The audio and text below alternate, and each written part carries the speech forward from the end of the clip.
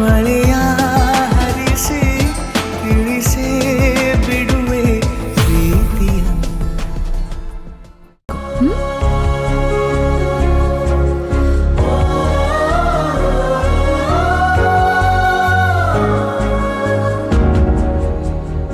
ತುಂಬ ಥ್ಯಾಂಕ್ಸ್ ಅಮ್ಮ.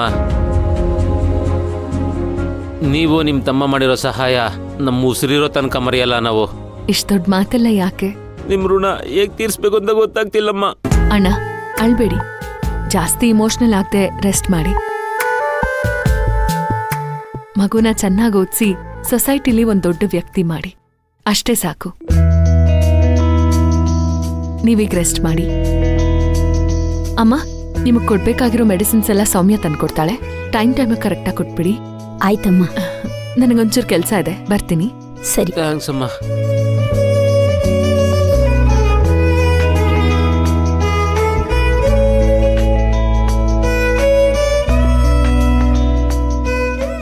ರಾಧಿಕಾ, ಏನಾಯ್ತು ಸೌಮ್ಯ? ನೀನ್ ಗ್ರೇಟ್ ಕಣೆ. ಯಾರಿಗಾದ್ರೂ ಏನಾದ್ರೂ ಆಯ್ತು ಅಂತ ಅಂದ್ರೆ ಜೀವನೇ ಹೋದಂಗ್ ಆಡ್ತೀಯ. ಆ ಪುಟ್ಟ ಹುಡ್ಗಿನ ನೀನ್ ಚಿಕ್ಕ ವಯಸ್ಸಿಗೆ ಕನೆಕ್ಟ್ ಮಾಡ್ಕೊಂಡು ನಿನ್ ಒಡವೆಗಳನ್ನ ಅವ್ರಿಗೆ ಕೊಟ್ಟು ಒಂದ್ ಫ್ಯಾಮಿಲಿನೇ ಕಾಪಾಡಿದ್ಯಾ.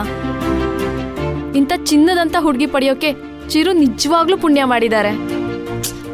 ಹಾಗೆಲ್ಲ ಏನಿಲ್ಲ ಅಮ್ಮ.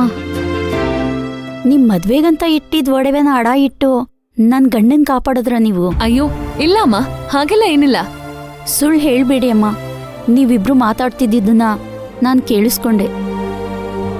ನಿಮ್ ಮದ್ವೆಗಿಂತ ನನ್ ತಾಳಿನೇ ಮುಖ್ಯ ಅಂತ ಯೋಚನೆ ಮಾಡಿದ್ರಲ್ಲ. ನಿಮ್ಮಷ್ಟು ಒಳ್ಳೆ ಮನ್ಸು ಬೇರೆ ಯಾರಿಗೂ ಬರೋದಿಲ್ಲಮ್ಮ.